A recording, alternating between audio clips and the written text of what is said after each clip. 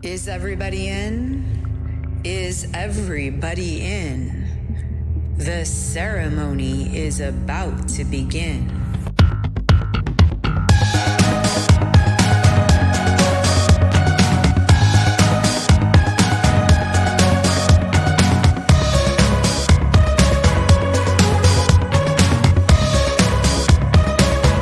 Welcome to the Ring of Fire podcast, episode number 5. I am really excited to welcome on today's guest, Dell Richards. I have known Dell for a long time. Dell was one of my early fire dance students that came into my life to learn to spin fire. She had a background in flag twirling, which gave her a little bit of an edge when it came into it. She kind of knew what she was doing already and learned fast and had a lot of boldness to her and was willing to try all the big fire fun things. She was fun and exciting. So she eventually did some publicity for me, and I owe her so much appreciation for her opportunities that she got me to do interviews on live TV and in magazines as well, which was part of how I got over my fear of public speaking. I was very awkward at those times, and Dell, and that sort of way of getting me connected into doing those interviews, was how I had to step out and step into the camera and begin to communicate and do those interviews. So I owe her so much appreciation and gratitude for her assistance in doing that. Even though that wasn't the purpose, that was kind of the side outcome of it. So with that being said, I am excited to welcome Dell on today's episode. Enjoy. Please remember to subscribe to this channel and like this video. Share it with anyone that you feel might benefit from this conversation. And please enjoy today's conversation. Thank you so much for watching. And I now welcome Dell Richards on to today's episode.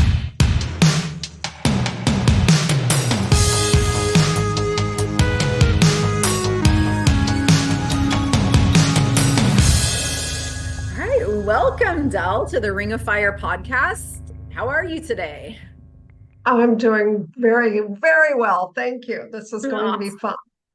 Thank you for being here. It's so nice to see you. So just for the viewers, I'm going to share a little bit about you, and I'll read your bio. So I've already mentioned, that I've known you for a really long time at this point, and that, we met through the fire arts, and you coming to kind of grow your skills with twirling and learning fire. And, in addition to that, before becoming a fire dancer, Dell was not only a member of an artistic swimming troupe known as water ballet at the time and a member of a dance troupe. She also, when she started fire dance lessons, her time of being a flag twirler came in handy for her, as she was already familiar with a lot of the moves. And so it kind of gave you that upper edge with it.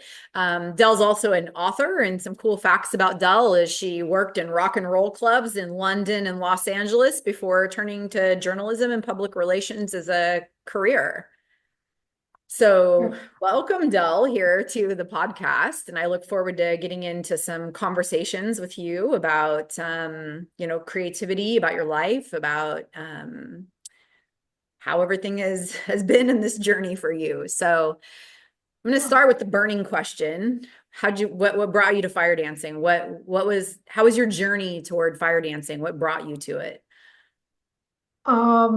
Actually, I first saw fire dancing at Starhawks, one of her big celebrations in San Francisco, and it was the Halloween one, and they had people act out all the different elements. So there was a fire dancer at, I don't know, this big auditorium where we were. So, and I was like, oh, I want to learn to do that, And I ended up asking the woman about it, and she said, it's in San Francisco. And I'm like, I'm running a business. I don't think I'm going to be in San Francisco at 8 o'clock at night for fire lessons. But I kept thinking, okay, well, maybe you'll learn some other way. And then I saw you performing at Second Saturday, and I was like, okay, I want to take lessons. And you're like, oh, yeah, start some lessons or come Monday night, and that was how it all happened. I finally started learning. It was great. Do you remember like at that time, like what was there a what your greatest joy or what the biggest thrill was when you started learning fire dancing? Like what did you really connect with it? Well, there were so many different things. I really liked the fact that we were dancing, that we had a group that we worked with together, and we didn't just stand there and do it individually. Like we were, moving around each other, and we would do these different patterns in addition to the different patterns that we did with the fun.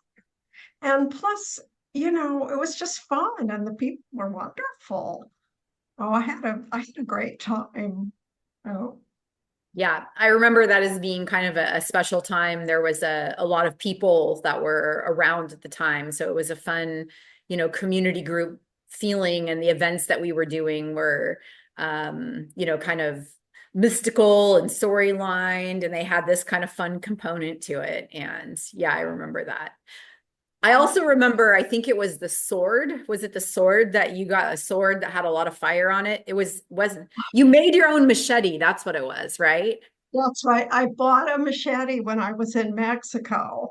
And I bought it because it had birds engraved on it. And I'm a big bird watcher. So that's why I bought it. And then I thought, when I started doing fire, I thought, oh, I've got this really interesting tool, this machete. Hey. So I just, took all the things that we did to either make things or, when you bought them, you had all these different, um, oh, I don't know, it wasn't twine, but Kevlar. It was the Kevlar. And I wrapped it with it. And it was like, because it had a lot of fire on it. I mean, it really did, It and it was really just did. fun. I Yeah. remember we were all like, "Whoa, Dell, cool." Yeah. Yeah, it was definitely a lot of fire. What was your biggest challenge, if you remember? Like, what was the biggest like struggle to learning fire or working with fire, or was there one? Hmm. I'm wondering if there was. I don't really remember there being one. I think because I had had so much, I was used to practicing. So it was just a matter of, okay, the way to learn this is to practice every day. And, to start with the little poi that we were using that we made ourselves. And then, as I bought or made tools, then working with them. But especially even with the poi that was just not lit. That was just learning how to do that and to do it, all the different moves that we used, and to do it very precisely and carefully and, to do it well, basically. Yeah, it wasn't a huge challenge because I was used to practicing, but it was just okay, just get down and do this. And it was something I really enjoyed, you know. Yeah. Yeah, you mentioned in our little pre-conversation that you kind of grew up learning how to like practice as kind of as a value that was part of your life. And yeah, do you want to share anything about how you came into that value of practice? Oh, sure. My mom was very concerned that I did things well, that I didn't just play with them. I took them seriously and I practiced. So it didn't matter whether it was swimming, which is growing up in Southern California, it was something we did almost every day, or whether it was school or whether it was a musical instrument, because those were all important to her, the physical and, the intellectual, and then having an emotional, something with more emotion to it. And yeah, I mean, I was just used to doing that. And so it was just pretty easy to slot, oh, this is something new to learn, that I could slot that into the flag twirling, especially because that was very, very similar. because you had these long, they weren't chains, but you had flags, and you were doing a lot of the same moves. So, it came, I think, a lot more easily to me than it did to some of the other people that, were part of our little group at the time. Yeah, I do remember that. It's one of the distinctions I make about the student groups I had back then versus the ones that I've had in more recent times. Is back then it seemed like everyone was more into practicing. I remember there was a lot of there would be a poi class, and then people would genuinely go home and actually practice. And now I don't think anybody wants to practice outside of the class. So I've Mhm. noticed a shift there, and it's fine. I don't pass any judgment on it. The times have changed for sure, but I definitely remember, the groups advancing pretty quickly because there'd be a lot of practice in between and a lot of remembering what happened. So then there'd be some growth that would build on it. And I remember really liking that a lot. So Yeah, well, there's this whole thing about how, you know, excuse me, people's attention span is like 2 seconds long now, and they just expect everything to be instant and entertained. And I mean, like, life's that. If you want to be good at something, you need to practice, and it's not always going to be easy. Sometimes you have to put in a lot of time on things if you're serious. absolutely. And just that that paid off for you having that value of practice because, with fire, it requires practice and not just kind of this, there's another element to it that has to be respected and valued in itself. So having that instilled in you of practice allowed you to come to the point of being able to safely work with fire and be good at it, very good at it with what you were doing. So And yeah. enjoy it. Yeah, I mean, absolutely. really enjoy it. Yeah. Absolutely. So, okay, you mentioned bird watching. So let's talk for a second about bird watching. Like, tell me a little bit about, do you still bird watch and how'd you get into bird watching? I do still bird watch, but not as seriously as I did at one point in my life. But I used to live in London. I spent 5 years in London. And when I came back, one of my friends in London was a bird watcher, and and she came to Los Angeles to visit, and she wanted to see the condors because at that point, I think there were only like 16, the California condors in existence. So we went, and it just happened that the Audubon Society was going up to wherever it was north of LA that we could see them. And so we did that. And I was just blown away by it. I was like, oh, wow, I can't believe this bird is so interesting. And before that, actually, living in Southern California, we had mockingbirds that would sing all night long. I mean, all summer they would sing all night long. And I loved it.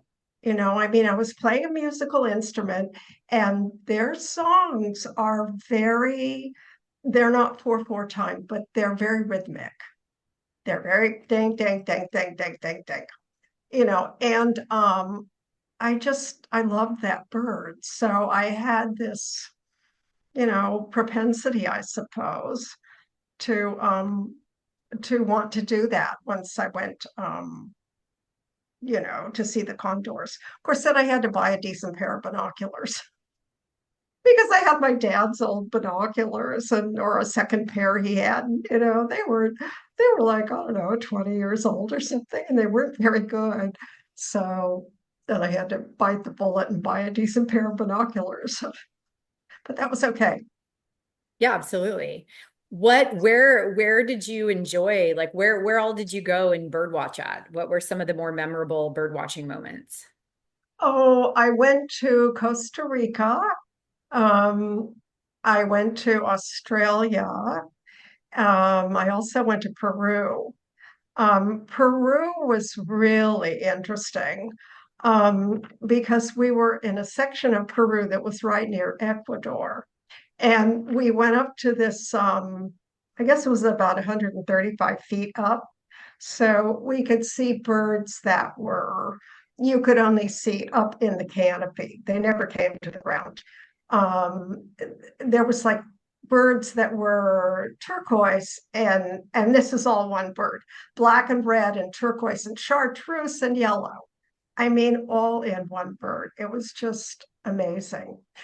But it was interesting because we were standing there and the bird guide says, "Oh, I am," and at one point we could see nothing but trees for as far as you could look. So we're in Peru, north was Ecuador, and to the opposite direction was Brazil. I mean, you could see, I don't know, very far away. And then the guide says, "Oh yeah, yeah, we still own this part over here, but you know, we're kind of fighting with Ecuador over it. There hasn't been a there hasn't been any problems in a couple of months." You know? And I was like, "Oh, okay."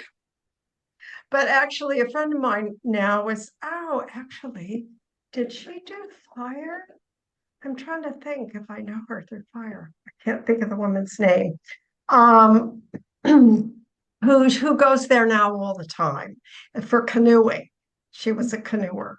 And she leads all these canoeing expeditions to basically the same river that we were on in Peru.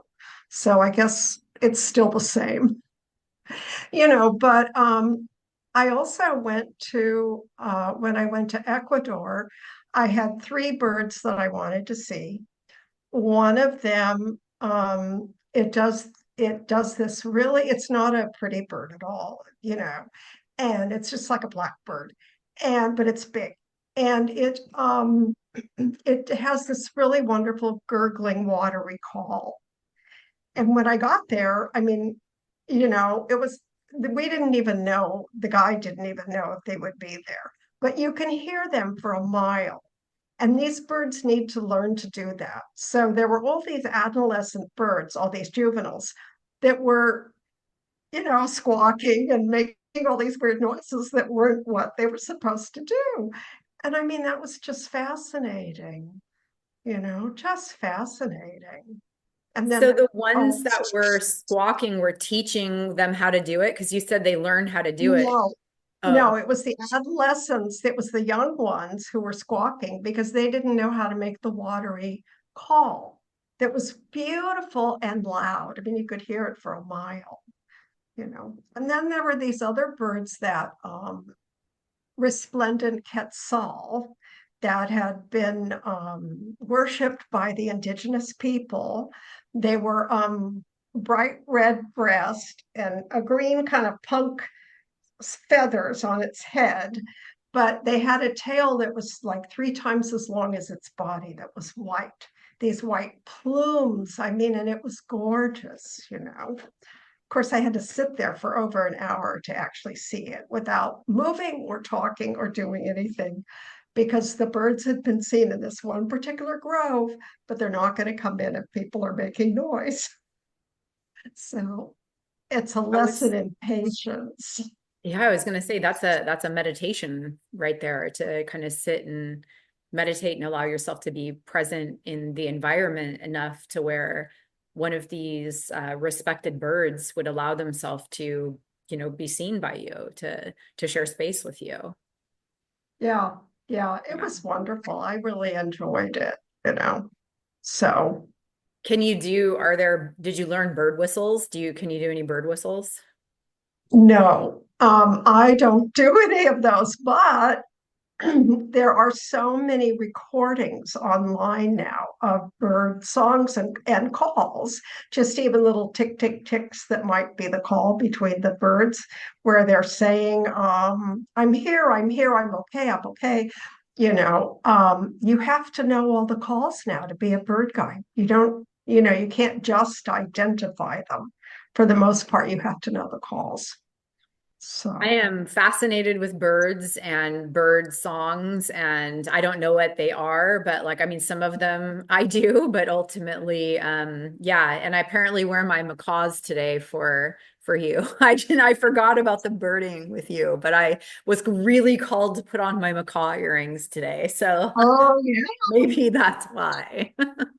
they're beautiful. It looks like one of the macaws. Yeah, could be. Yeah, yeah, these were beaded by a medicine woman down in Colombia, made these. And yeah, so yeah, so how about this local area? I mean, we're in Sacramento. Where around here are good places to go watch birds?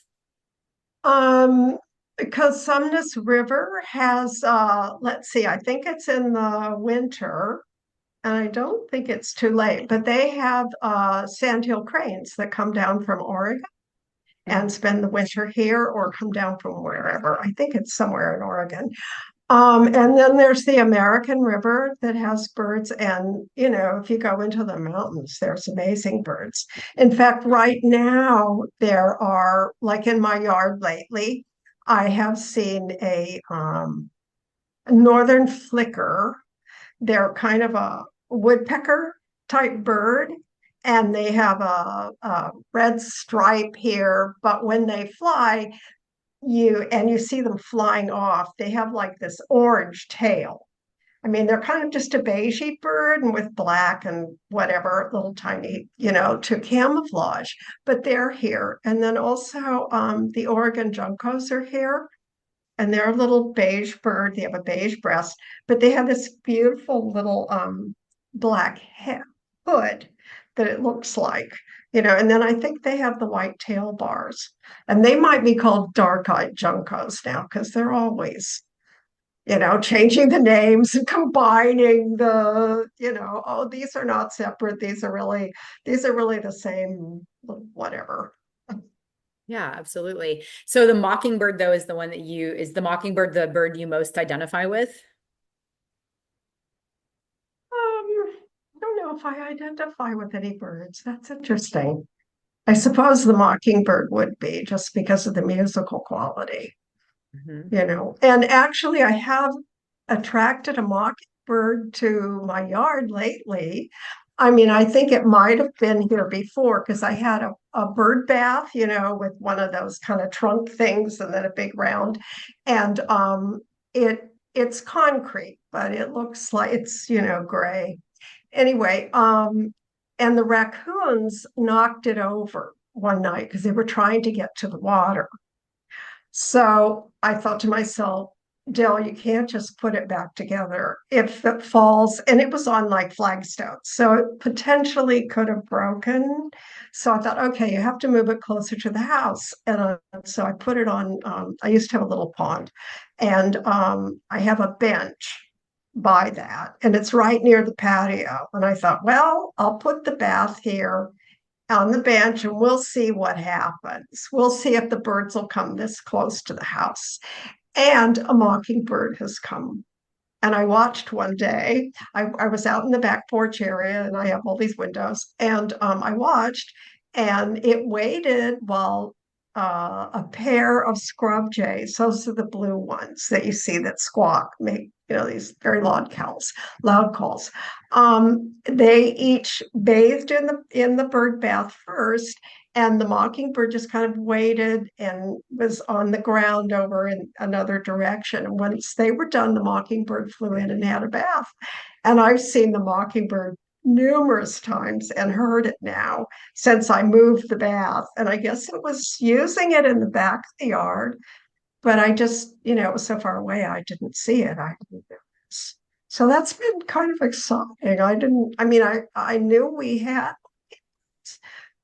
in this area, but I hadn't really seen that many. So it's kind of fun to see them again, you know. That's really cool. I love it. I love that you've attracted a mockingbird and you've got that sweet song of the mockingbird right there in your own backyard. Yeah, Yeah. yeah. So, part of what, we talk about here on this channel or whatnot is a little bit about like creativity. So I would love to hear about some of the ways that you've creatively lived your life.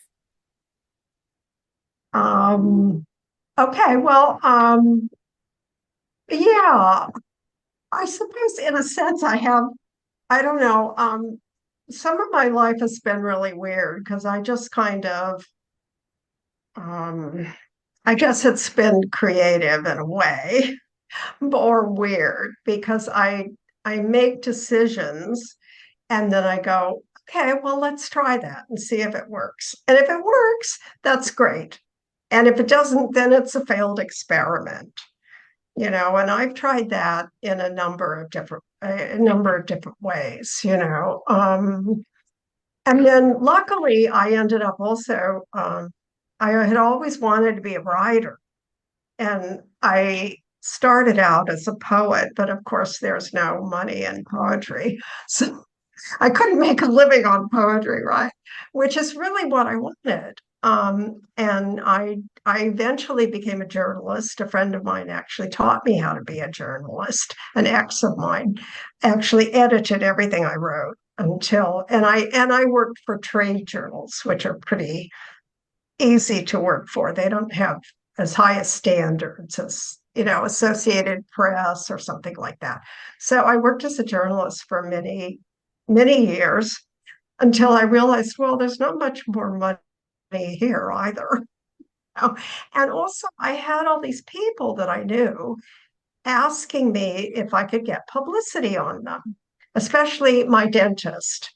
My dentist had, I know, my dentist had one of the dentists in his group had created this yarning, they called it. And then eventually they sold that to, I don't know, whatever the company is that does, you know, flossing. And they created a different kind of flossing from it. But anyway, my thought was because there really wasn't a lot of floss at that point. So my thought is can get him on TV. I'll just send something to the media and, if there's this new thing you can do and blah, blah, blah, blah, blah. And a very short thing that I sent to the media because I knew all of them. And the Good Morning Sacramento, was like, oh yeah, sure. So they sent this woman, this reporter who was like a dominatrix off the air and an airhead on the air. And she walks in and she says, okay, I got 6 segments. What are we going to do? And I'm thinking, 6 different things you want in this dental office? So I just said, well, how about the thing that we sent you about the flossing? Let's start with that. And she goes, okay, we got 10 minutes to get ready. And she goes, I don't want to show any teeth. I thought, okay. Anyway, somehow we came up with 6 segments, and she had 15 minutes between the end of the segment and when she had to pitch the next segment just before they go into ads. And I mean, it was amazing to see her work, you know. And then, of course, I ended up interviewing someone who was a dental consultant, and he asked me if I would like to go and speak at the conference about getting publicity, which I did. And all of a sudden, I had dentists all over the country in Canada. And it was fine. I mean, that worked out for a long time. So and then I eventually got other really interesting clients too. Did some work for you. You Yeah. did publicity for me too. And I was really grateful for that. Like it was very helpful. So I would have I knew nothing about that world, and I definitely wouldn't have went out and sought out, magazine article interviews. Like I said, I was very shy about, even though I was into performing, it wasn't about speaking, right? So when I had to show up on and do an interview or something on TV, I was just like, oh man. And I remember some very silly things that I said on TV because Oh, I just always. It's yeah, always like that. It's like, why did I say that? yeah. Right. But But oh, go ahead. I knew that they would be very interested. I knew it would be such an easy sell. I probably sent them something that was who, what, where, when, and one paragraph that said why. because it was like, they're going to eat this up. Of course we can get media. Are you kidding? No, Yeah, as I've moved, like I still fire dance, yet I've got other pursuits that I'm doing as well. And I think I maybe took it for granted how easy it was to like market fire dancing because it's just like, well, what do you do? Fire dance. Everybody's like, cool, right? Whereas it's like, what do you do? I'm a life coach. Uh-huh. It's it's not the same, right? So like yeah, I got to work really hard at marketing on the other one, whereas the fire dance is like two words, we're there. 2 words: who, what, where, when, and why, and it's done. Yeah. They're there. Yeah. Yeah. What were some of the other like notable like publicity? I mean, if you can, like clients or people you connected with, or so it was dentists, it was fire dancers, like did you work with artists or musicians or anything else or In the PR mostly, I ended up for a long time working with Mutual Housing California, which is a local nonprofit that builds and runs affordable housing. And they have housing communities in Davis and in Sacramento, in Stockton, I think. And, I happen to know it was one of the ones where I knew the CEO at the time.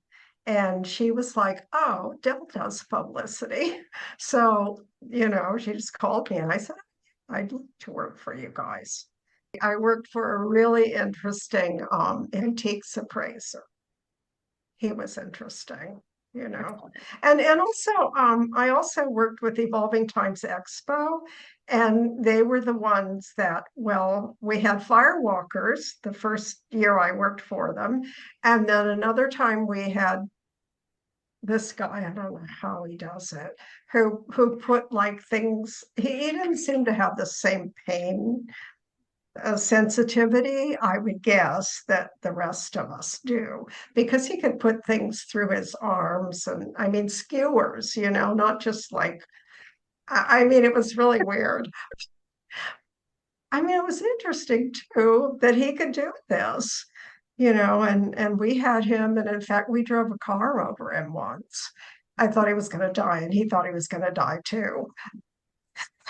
We're like, but he wanted to do it. It was something he'd always wanted to do, and it was complicated to set up the ramp and all of that stuff. I mean, it got massive. It went global, that one, Okay. in terms of publicity, Yeah. So, and he survived, which was really good, Yes, it because was.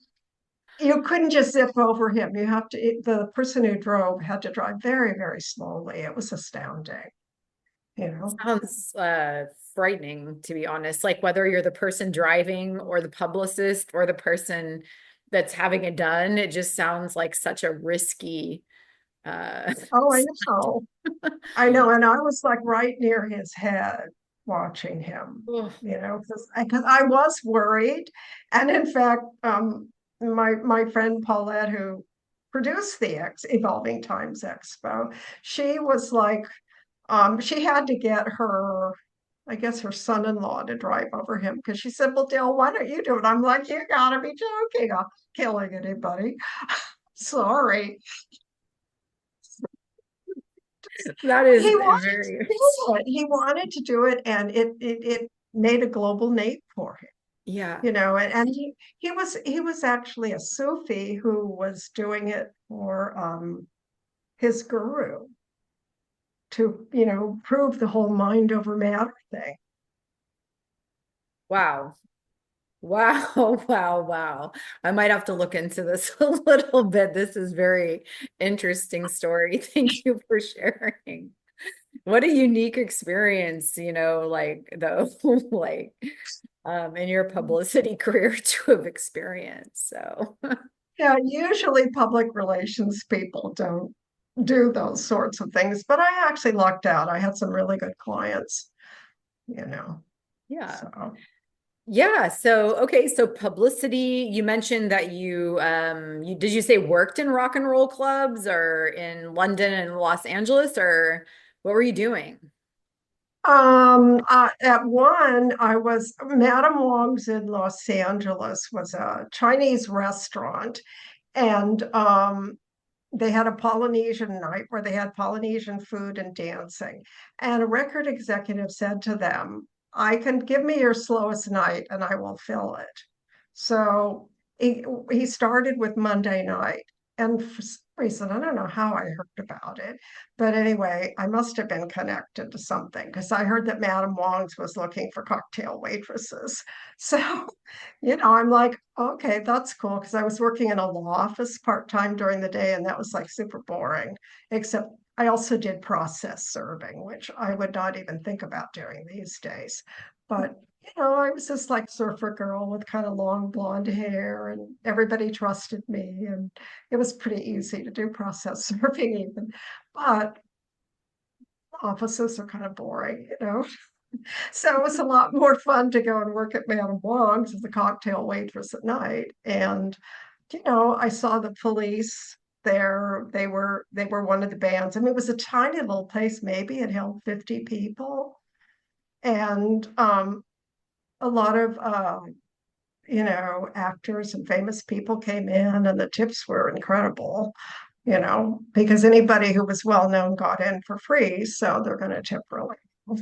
Actually, everybody tipped pretty, and that was fun. So, I really enjoyed that. And then the same in London, I worked earlier and then I got to see at least one set of the band.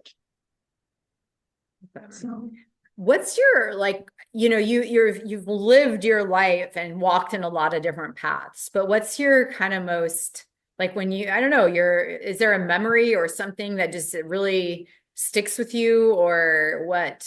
Like, I think the memory would be doing fire dancing. I mean, I oh, loved doing fire dancing. It was absolutely mesmerizing. And I just really, really enjoyed it. And the funny thing was I used to go to the gym and practice sometimes, especially in the winter. And I was practicing the poi one day, and this in like one of the empty whatever the rooms are, racquetball rooms. And this guy poked his head in and he said, "That's really interesting. Have you ever done nunchucks?" And I was like, "Nunchucks? No, but I've always wanted to." And he goes, "Okay, when are you going to be here next? I've got a couple extra pair." Because at that point, I mean, nunchucks are like a Bruce Lee type weapon. And at that point, yes, they were illegal in California. They're not apparently anymore. At least that's what I heard. Anyway, the next time I was there, this guy came with two pairs so I could practice with them. I ever actually did that much with them because if you don't know what you're doing, you can really hurt yourself. So absolutely. Yeah. All like we think like fire dancing and poi and the props we use, but I mean, there's a technique to it. There's a reason why you do it a certain way. They can cause a lot of damage even without, fire. It can cause, you know, serious injury to the body, to the location, to other people. So it's important to be, done the right way with respect. And yeah, do you still and ever use your fire equipment or? no, actually, I sold my machete to Andy.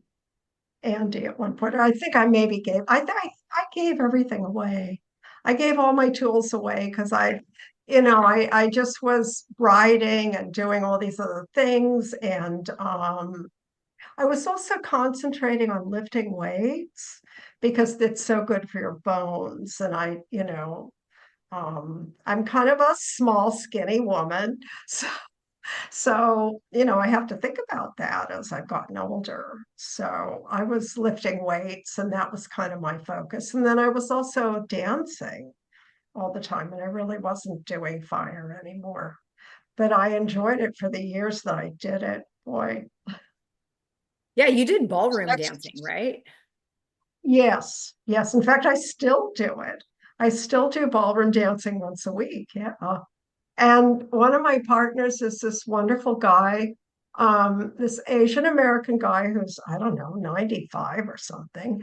And he used to be a rocket scientist at Aerojet, Wow. and he probably knows more dance moves, especially in Latin, than anybody I know. He just, of course, because he's really smart, he knows a ton of moves. So, and then I love to waltz. And one of the things I did when I got there, I had always been a follow. I had never led, you know.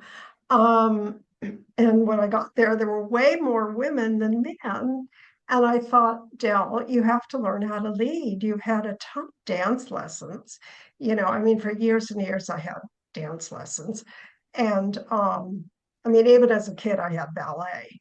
But I mean, I had years of ballroom dancing and I practiced. And I thought, and not only would it be nice to give something back to actually learn how to lead, but it'd be really good for your brain to do that. So, because dancing is good for the brain anyway, and having that challenge was very interesting.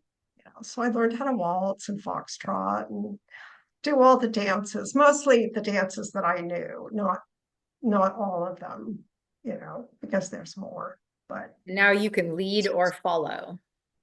yes, yes. When it comes to Latin and standard dances, a lot of like West Coast swing and some of those dances, I don't really know how to lead them because I never learned those. I can follow those. Anyone who's a good dancer, I can follow pretty much, just because I've had so much experience, you know. What, what would you like to talk about that I am not asking questions about? Is there anything you would like to share here that you feel just is like you that wants to be expressed or talked about? Um, I think we talked about a lot. I'm trying to think if there's anything else I wanted to say, but I don't know, other than I thoroughly enjoyed myself doing fire dancing. Really, it was kind of the one of the, um, I guess I want to say transcendent experiences of my life, even though that's perhaps an odd word to use. But I think it does kind of take you out of yourself when you're doing it, especially when you're, working in a group and you're dancing to music, and it was just really, and I love doing it. An amazing experience, you know. Fire is about, transformation. And I mean, it breaks everything down. It builds it back up. It regenerates soil. There's a lot that, the medicine of fire does. And I think sometimes it comes into our life to support us through a process or a phase. What do you think that was about for you? Well, I had just broken up with someone who I'd been with for 17 years. So, it was really nice to have something distracting. Not, especially something that I just really loved and had wanted to learn to do for a number of years. So it really gave me a different focus, and can't remember how long I did it for, maybe 7 years or something like that. I think it was a while. And afterwards, I realized that I really would prefer to be alone than to be involved with someone that I that I was just to the point in my life where that would be okay. And I wanted to try that. That was another experiment. Um, so that's what I did. And now I think it's been almost 15 years that I've been single, and I love it. I mean, okay, you get lonely, but you get lonely when you're with someone too. And I think when you're lonely when you're with someone, it's even worse because, you think that you shouldn't be lonely, which is totally silly. But, and it also gives me more time to concentrate on my writing. And, I'm working on a book at the moment that's about the weirdness in my life, including doing fire, which reminds me, can I use your name? Absolutely. I mean, Okay. yeah. Yeah, Okay. I absolutely. can't, I probably did. It's just for most of everyone who's living, I changed the name, especially my exes, because when you break up with someone, I mean, my version and their version is totally different of what happened. Right. So, and the book is my version. So it's kind of my life. And then a friend of mine's kind of little experiences. And then I've written a lot about my ancestors because I have Mormon ancestors. So if you have anyone who was part of the LDS church and you go on like Wikitree or something like that, there's people who are descendants who are not related to you, but their ancestors settled Utah, we'll say. I hate that word. But anyway, took over Utah. It's probably a better way to put it. At the same time and in the same city. So all of the work of figuring out the ancestors in that particular line has been done for me. So I kind of included that and some of the more interesting things I found, including one couple who left Tennessee and everything in Tennessee to follow Joseph Smith about a few months before he got killed. And then they got Interesting. stuck in Illinois for, yeah, and then they got stuck in Illinois for 4 years before they could get a wagon train from Utah to pick them up. So yeah, I mean, it's kind of some interesting stories. And then I'm taking a very modern look at what people did, you know, um, settling, quote unquote, instead of stealing. You know, I'm using the word stealing the land because I mean that's what it is. Mhm. So Yeah. and that is the case with any ancestor who had slaves or whatever, because I found slaveholders too, or enslavers, I should say. That's the, Mhm. you know. So it was kind of interesting and not something I really wanted to know. But if it's there and you're going to write about it, it's something I needed to know. Yeah, acknowledging it. And sometimes like, we want to not know or ignore or not face certain aspects of things. But I think, true healing and change comes when we're willing to at least face things and start to acknowledge what is there. And so it sounds like you're kind of digging into your past and your ancestry a little bit and telling the story of your life in this new book that you're writing here. Yeah.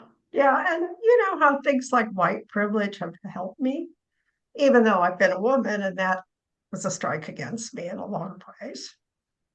So yeah, it's interesting. It keeps my brain busy. you know. Are you going to publish this book, or is this one you're? Mhm. Oh, I've sent it to my agent. Well, I haven't sent the book. I sent a one-page summary and then a chapter outline. And I'll probably send a couple of chapters too. Like, this is the weird part of my life right here in this weekend, because I've had some really weird weekends. And then here's my ancestor, maybe the Joseph Smith couple, you know. Do you have a name of the book? Uh, Living in Weirdsville. But I'm not sure that will be the title, but that would be my choice of a title. When you get a publisher, then you have editors to help you and they can tell you whether they like the title or not.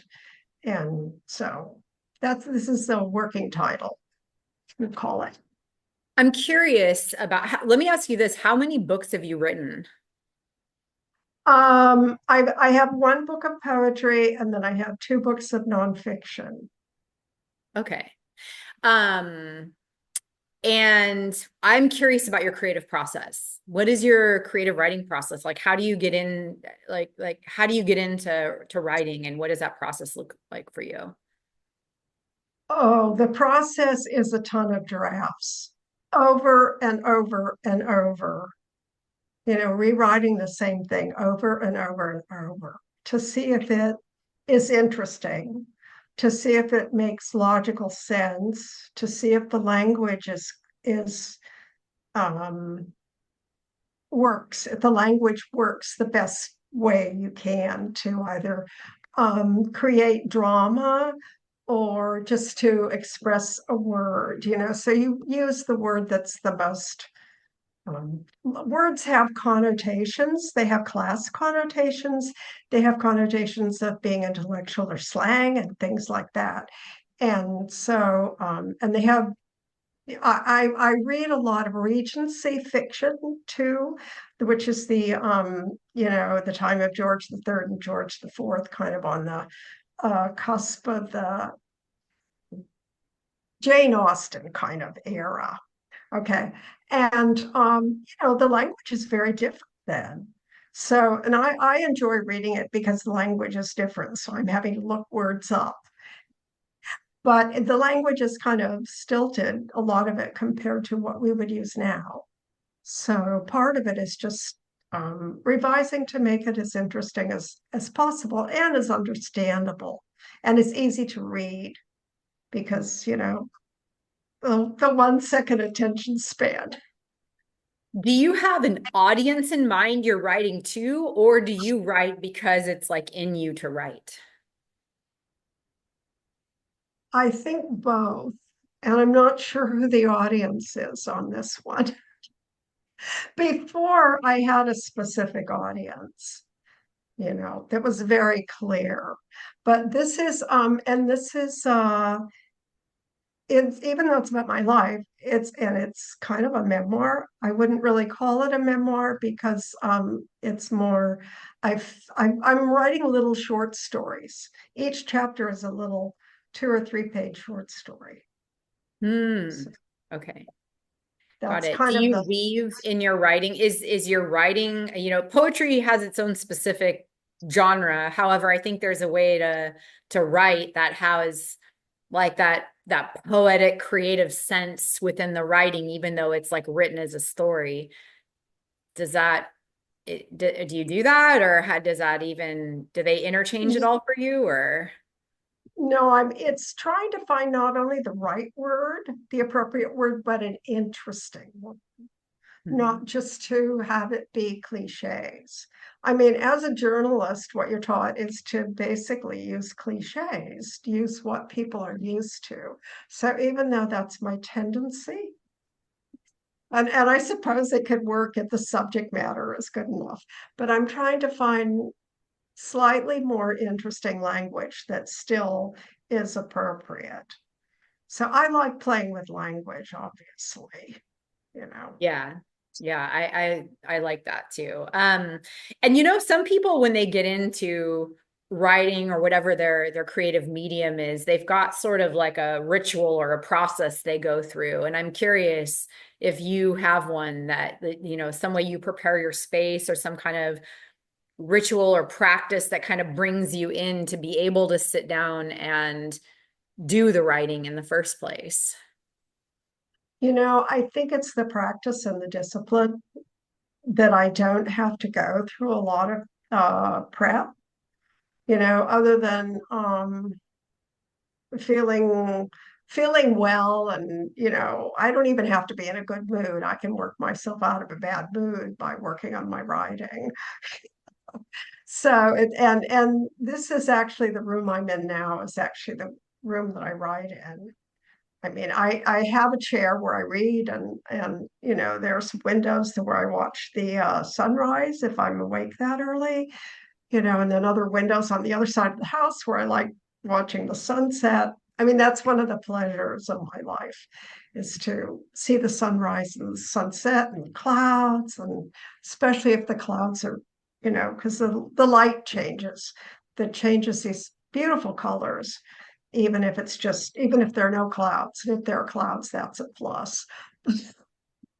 So that sort of natural dance of like the light changing from sunrise to sunset, from different seasons to what seasons bring what birds into your backyard and the sweet songs that come along, but nature's like show is that Mhm. part of what infuses your creative process with writing a little bit? And I think it's more what keeps me grounded and connected to, to the earth and to my body.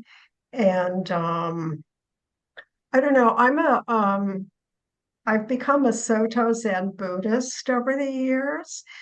And one of the important things about Soto Zen is that we're in the body and we're in the moment. And through being in the body, being actually present in the body, we can learn to be present in the moment. Now, I mean, for me, and I'm sure for everybody, that's a struggle, but it's, watching the sunrise and just, it's a meditation, even though I have my eyes open, you know. yeah, I know people, I think that meditation needs to be like close your eyes, tune everything out, and like that's meditating, right? But many times it is just an act of embodiment and getting really present in the moment. And it can be done in any way at any time, and just by Yes. choosing to drop in and come into the moment and be fully present with it. Yeah. And one of our teachers, Reverend Mia Leahy, um, talks about the inexhaustible source of life, and that whether we are aware of it or not, and whether we are present or not, it will rise to meet us. And I think that's kind of an interesting, concept, just because I've had a lot of synchronicity in my life, where things have happened that, like the nunchucks. I'm thinking about getting nunchucks, and then I just happen to be practicing, and here's somebody with nunchucks who wants to give them to me. All sorts of things like that have coalesced in my life. And I try to remember that there is this, whatever it is, I don't know what to call it, there is this inexhaustible source of life that is connected, and that is, Thich Nhat Hanh would say, interbeing, that encompasses the earth and the plants and everything, the water, the air, all of it on the planet, Mhm. So. Right. And as long as we're mindful and paying attention and, present enough, not distracted, we will see what is rising, what synchronicity is there, what is showing up, right? But like nunchucks could have been easily overlooked if you had been thinking about not paying attention, right? It could have just been brushed off. So I sometimes think of how many things people miss in life because they're missing these subtle synchronicities that are right there in every moment showing up, yet they're too like 3 second TikTok this that all over that they're like not seeing it, and they keep coming back and showing up, right? So I love that you've allowed yourself to notice those subtle synchronicities and um, follow them, with curiosity and as an Mhm. exploration, even if it didn't lead to anywhere. Like you said, you followed your life as like this path, and it may have worked out or it may have not, yet you went ahead and did it, right? One large experiment. I mean, what else can you do with it? Do your best and see if it works out. And if it doesn't, hey, it's a failed experiment. Yeah, absolutely. Yeah. So with all this being said, if you had like or what is your message that you would want to, anybody that's watching this, I don't know who will watch this, right? But what is the message you'd want to leave for people, like, with your life, with all that you've learned, with like what is the message you would want people to take away? Mm. I guess follow your dream and also be kind.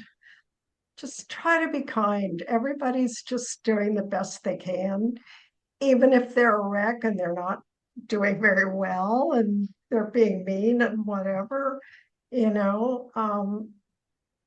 try to have some compassion, which is another Buddhist thing. Yep, I know that you've went on a Buddhist exploration in your life as well. That's one of the explorations. And yeah, right, compassion. Yeah. Hmm. Very important. Yeah. So be kind. Remember that people are doing the best that they can. And, even if they're being mean, try to have some compassion and follow your Mhm. dreams. Yeah. Yeah, excellent. Is there anything else you'd like to share here? I don't think so. We seem to have talked a lot.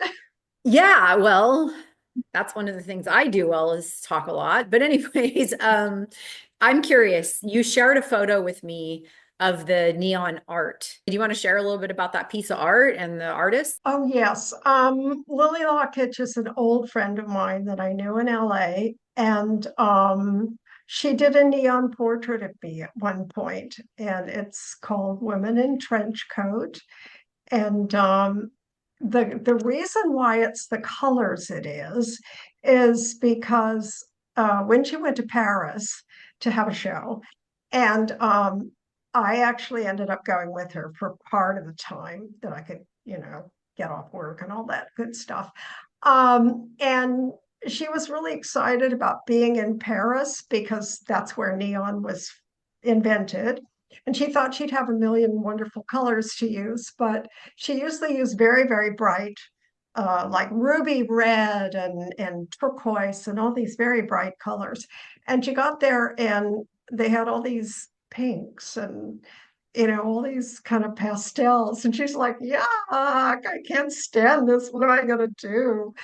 So she ended up using all of these whites and all of the different colors of white and a flesh color to beige. And that's how she ended up doing that particular portrait of me. And that's not the actual one. That one was left in Paris because they're too delicate to try to ship. Well, they're very hard to ship. I mean, I'm sure you could do it, but anyway. And she did another one for me in those colors, and then I think Joseph von Sternberg, Nicholas von Sternberg has one. He's an LA filmmaker and photographer. Joseph von Sternberg's son, your filmography. Anyway, yeah, and it was really fun being in Paris and seeing the show and all of these colors she never would have used and how she kind of rose to that challenge, you Yeah, know. So yeah, excellent. Yeah, it's a really cool photo of the piece of art and you next to it. yes. I think it's my favorite. Yeah. Yeah, and she's got a couple of books out too. I can't remember the names of them now, but she's got a couple of really wonderful picture books, with really, really good photos. And actually, Nick von Sternberg was the one who took that photo of the Okay. neon. So, yeah. Excellent. Seems like there was one other thing I was just going to ask you. Oh, yes.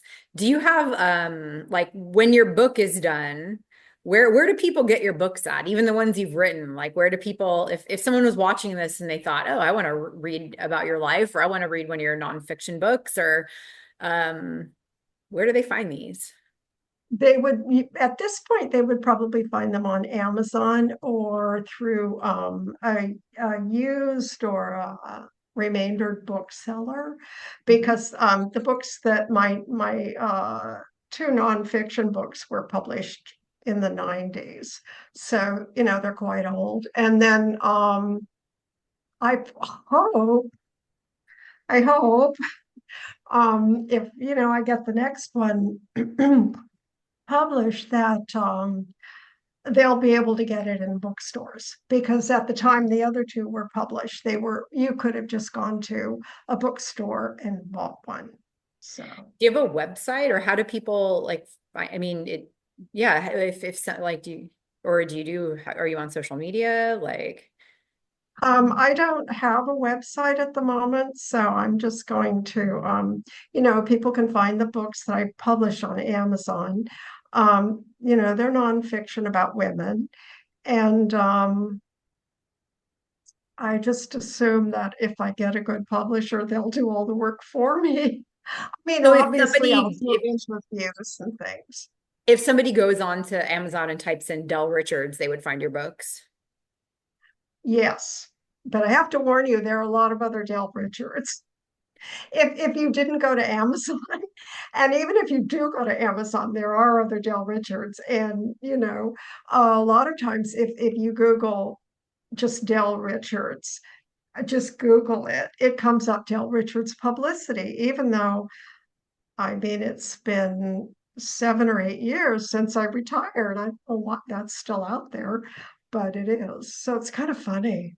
Well, it's kind of like it's been a long time since I've used Obsidian Butterfly, but people still refer to that. So Exactly, once exactly. you've done something that has impact, it lasts, right? So, um, okay, well, I'll have you give me the names of the books and I'll Google them and I'll link them into this podcast video episode. So if Great. anybody Okay. does watch it and think that, they want to check out your books or whatnot, they can at least go find the older copies and Yeah. start there. So, yeah, Yeah.